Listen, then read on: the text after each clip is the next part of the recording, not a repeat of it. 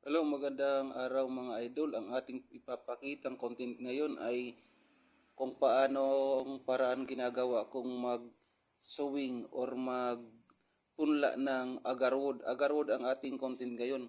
Ito yung agarwood. Ito yung buto ng agarwood at saka ito yung balat na pinagkuhaan natin ng buto. Before natin yan tinanggal yung buto, ang unang ginawa natin ay pinatuyo muna natin.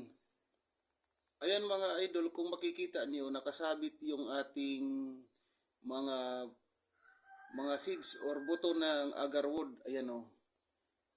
Nilagay natin siya sa mosquito net para matuyo at para hindi rin atakihin ng predator o kaya daga, para di masayang. Tapos pagkatapos niyan, pagtuyo na,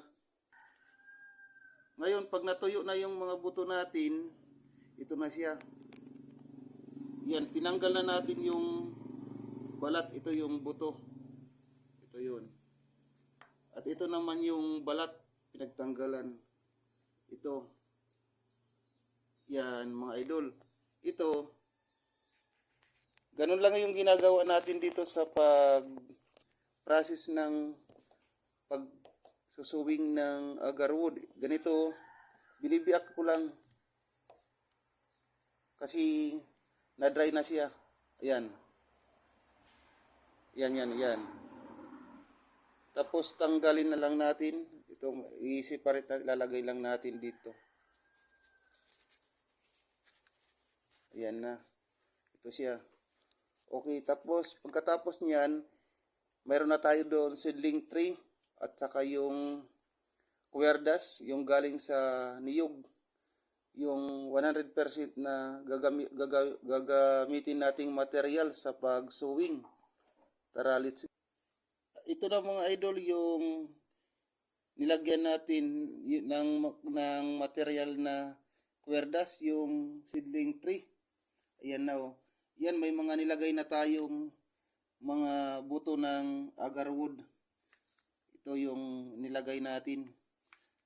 Tapos, papatungan ulit natin siya ng cuerdas, yun, para matabunan siya.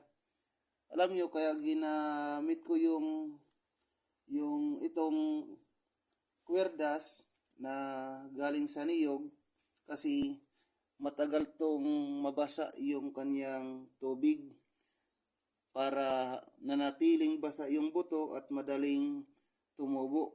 Ito na yung finish, yung finish na sowing natin, yung natapos natin. Ayan mga idol, sana nagustuhan niyo yung aking video. Huwag kalimutan mag-like or mag-share sa aking vlogs. Thank you for watching.